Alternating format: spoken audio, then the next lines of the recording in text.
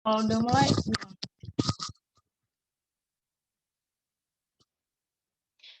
Assalamualaikum warahmatullahi wabarakatuh. Selamat pagi teman-teman. Di sini kami mahasiswa jurusan Matematika Fakultas FMIPA Universitas Jember akan menjelaskan tentang penyelesaian sendiri, yaitu Rosa Fernanda Prihartanti, NIM 19108, dan teman saya Jasmine Windy Raisya, NIM 1958.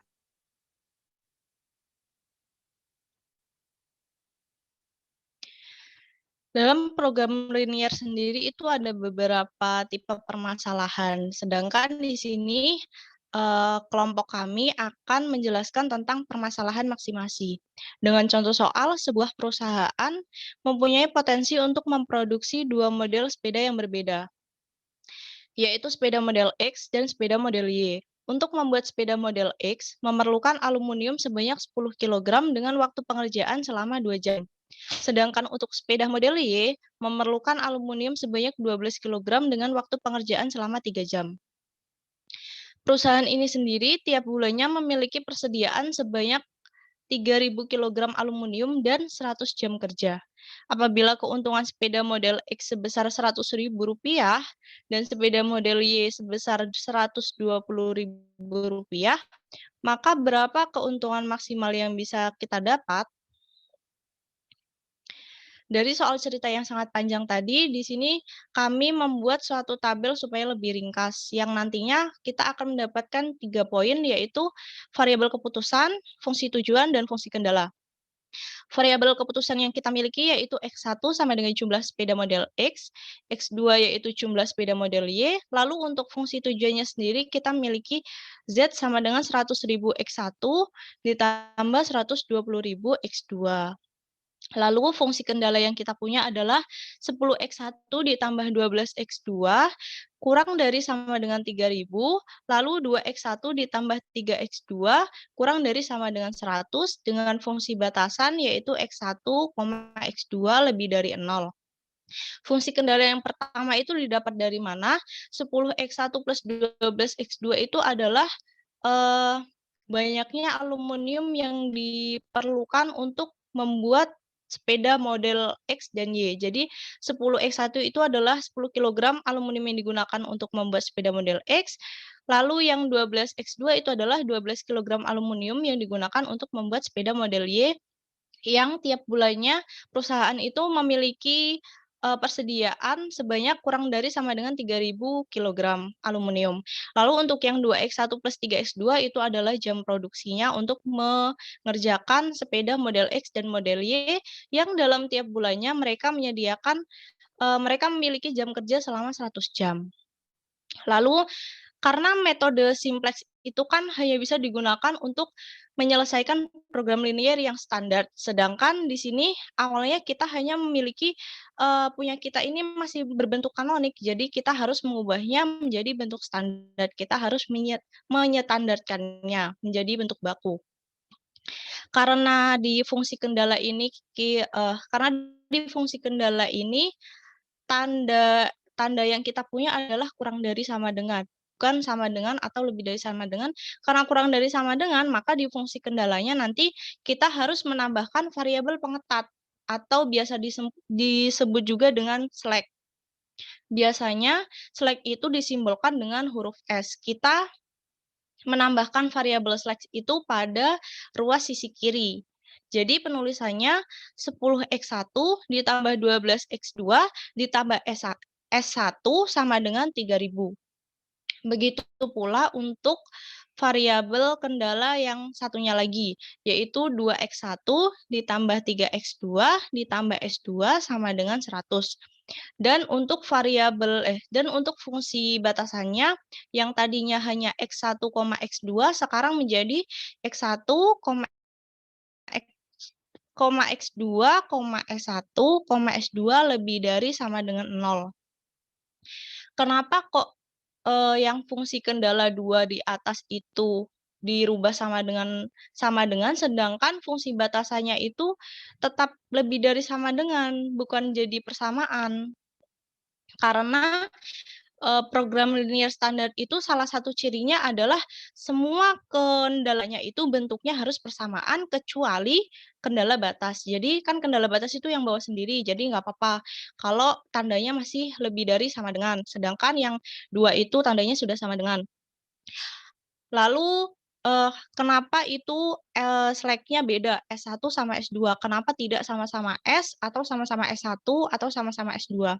Karena misal kita ambil contoh,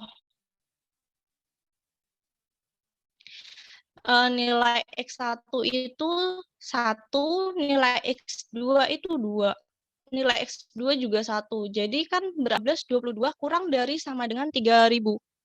Maka karena, kita harus membentuk persamaan, jadi 22 ditambah berapa biar ada 3.000, berarti kan 22 ditambah 2.978.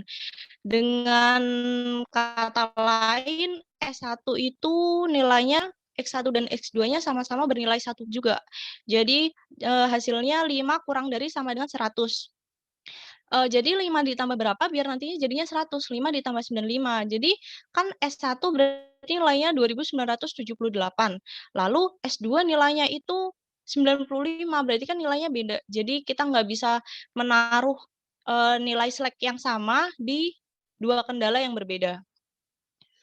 Terus awalnya kan kita memiliki, ruas kiri yang lebih kecil sama dengan dari ruas kanan.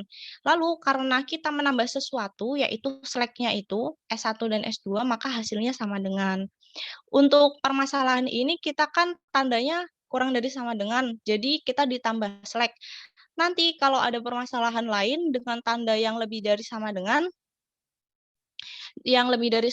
maka itu harus dikurangi dengan surplus, bukan ditambah slack. Jadi beda tipe permasalahan.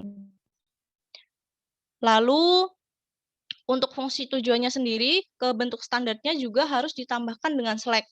Namun supaya nantinya nilainya tidak merubah soal, koefisiennya harus menjadi 0, koefisiennya harus 0. Jadi kita mendapatkan fungsi tujuan Z sama dengan 100.000 X1 ditambah 120.000 X2 ditambah 0 S1 ditambah 0 S2. Jadi sekarang kita sudah memiliki bentuk standarnya. Setelah memiliki bentuk standar, kita harus memasukkannya ke dalam tabel.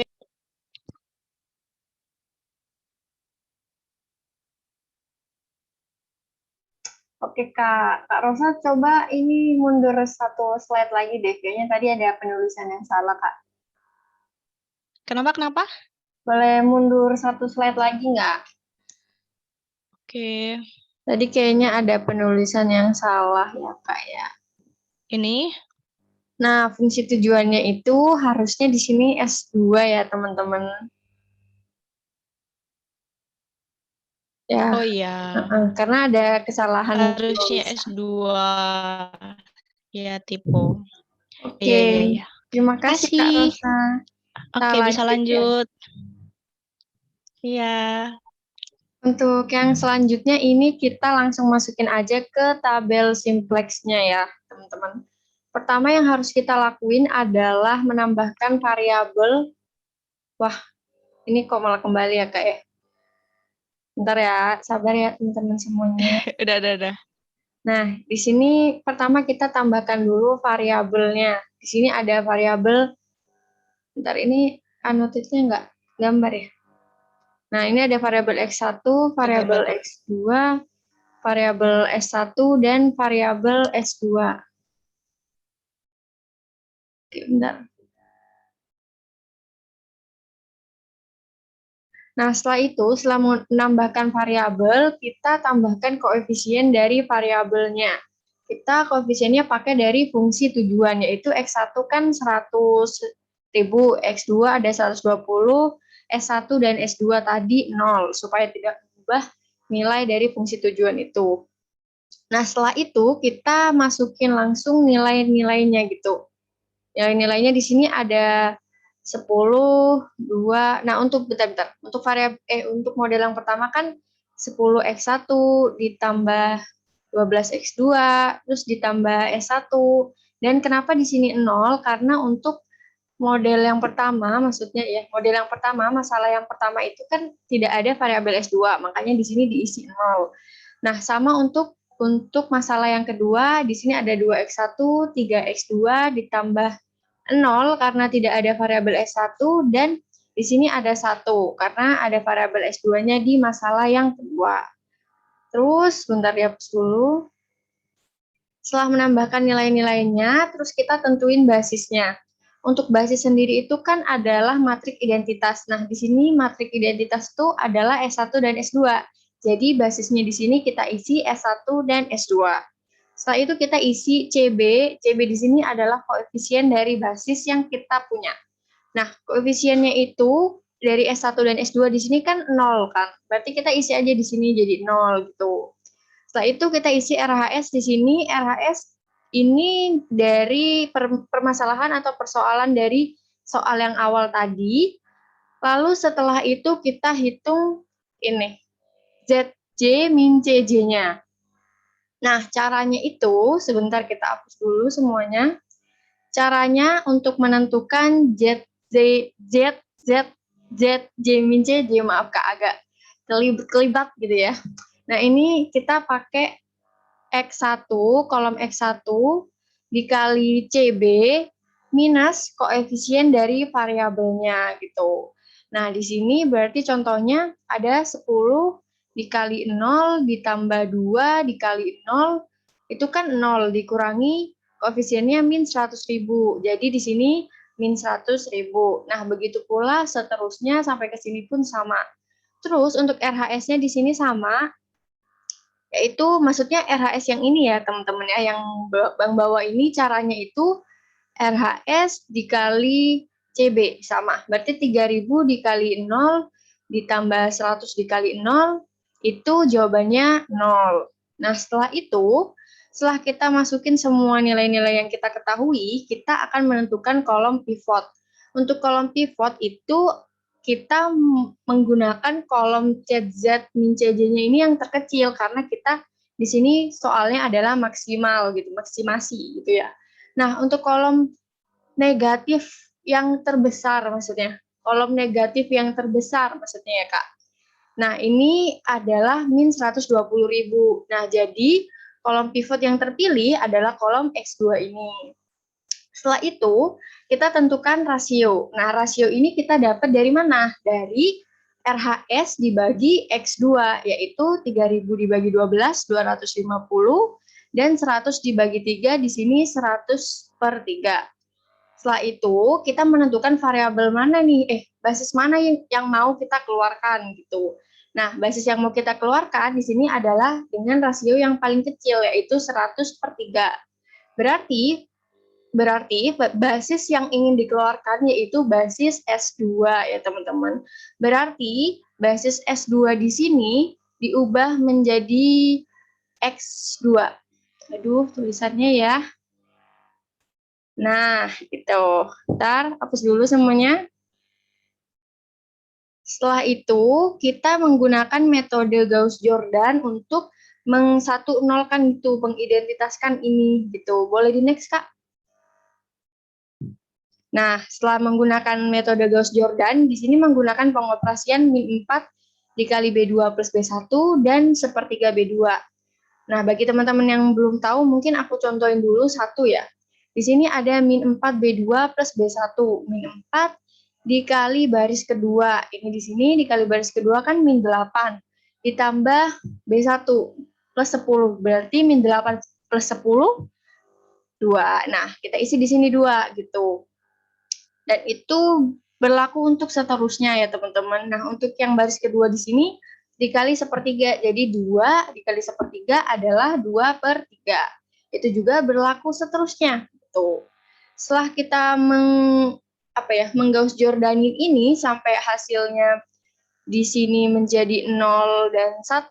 Nah, ini kan pertemuan antara X2 sama rasio yang kita pilih ini kan di sini nih. Berarti ini gimana caranya di sini 1, di sini 0 gitu. Nah, ini kan udah nih, udah 1 sama 0. Berarti udah nih, udah jadi gitu. Setelah itu kita coba lagi kayak cara awal tadi, kita masukin lagi satu persatu, tapi basisnya di sini diganti X2 dan CB-nya ini dari X2 kita ganti pakai koefisiennya X2 yaitu 120.000.